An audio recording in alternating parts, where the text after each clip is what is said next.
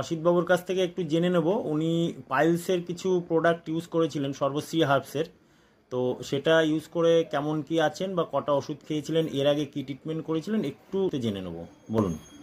নমস্কার, আমার নাম অসিত কুমার পাল। আমার পাইলসের রোগ আছে। আমি এর আগে বারাসাত থেকে প্রায় 4-8 টাকা ওষুধ খেয়েছি, কিন্তু কোনোভাবে কোনো ব্যথা কিছু কমেনি, রক্ত পড়াটাও কমেনি।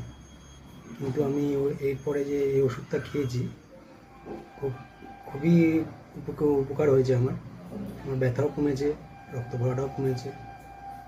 আমি এই ওষুধ 700 থেকে 800 টাকার খেয়েছি, আমার খুবই উপকার হয়েছে। এবার যে ওষুধ ব্যবহার করছেন কতদিন ব্যবহার হলো? এটা ব্যবহার হয়েছে 18ই সেপ্টেম্বর থেকে 15 দিনের মতন।